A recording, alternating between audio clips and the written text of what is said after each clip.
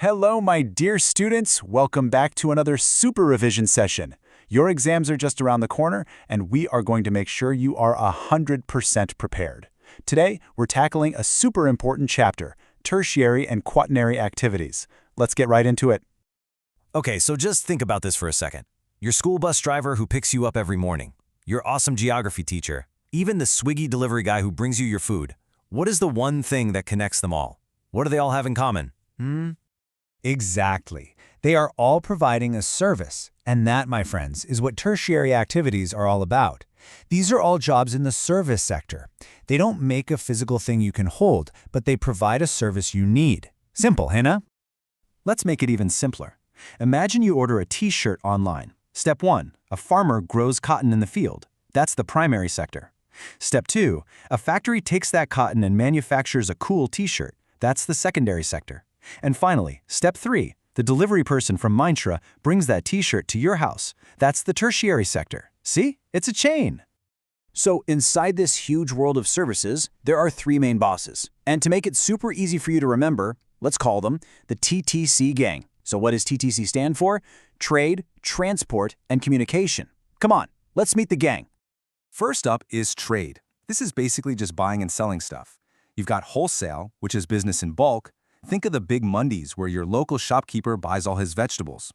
And then you have retail trade.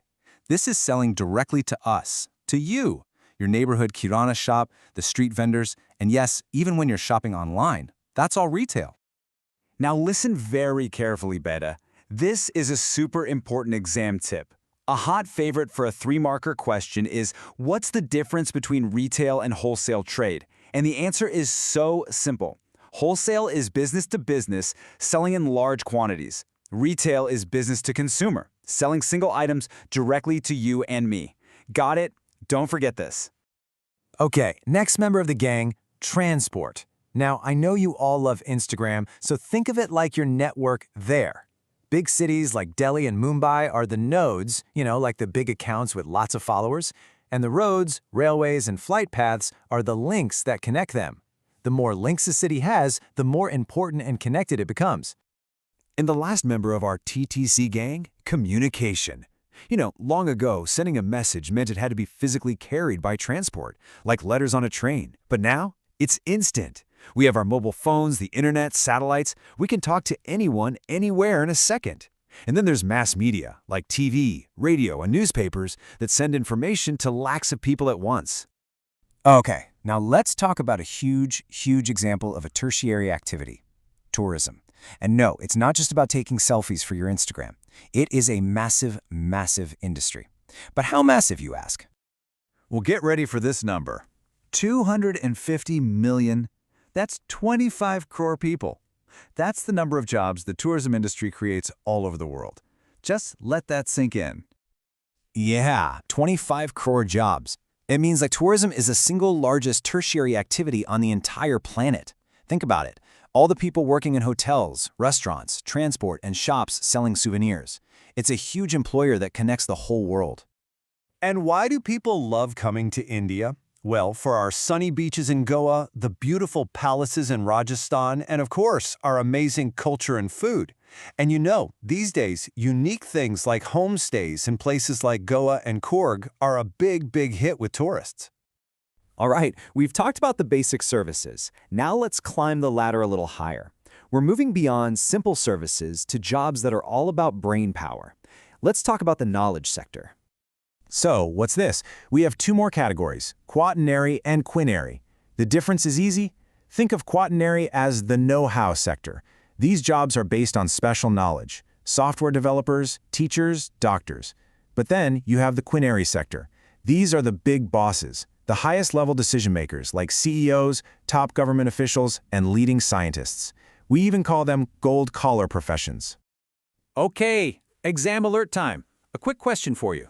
A university teacher, which sector do they belong to? Is it A, secondary, B, tertiary, C, quaternary, or D, quinary? Cello, think fast.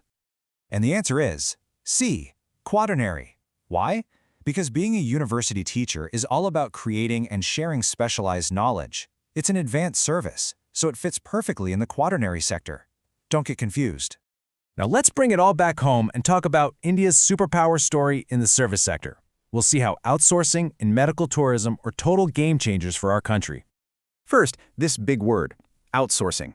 What does it mean? It's really simple. A company in America gives some of its work, like customer service, to a company here in India. Why? To reduce their costs and get the job done well. That's all outsourcing is. And why is the whole world calling India? Well, for two big reasons. We have tons of skilled workers who speak good English, and our workers are available at lower wages. This has created lots and lots of jobs in call centers and IT companies in India. And this efficiency isn't just in the IT world.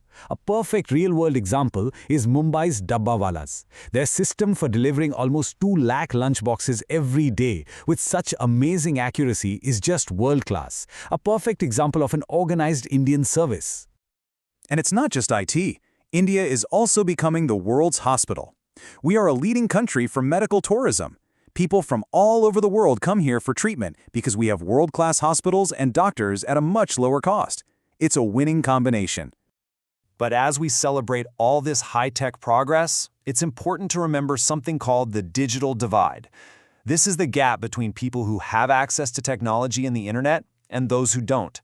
This gap exists between nations and even within India, between our cities and our villages. Okay, let's boil this entire chapter down to one single crucial point that you must remember. As a country develops and gets richer, its economy changes. Fewer people work in farming and factories, and more people start working in services. This is the fundamental shift happening in the modern world. The future is being built on services, knowledge, and ideas. So as we finish, here's a thought for you. In this new economy, will you be in the quaternary sector, the one coding the next big app? Or will you be in the Quinary sector, the one with the big idea for the app? Think about it. All the best for your exams. You're going to do great.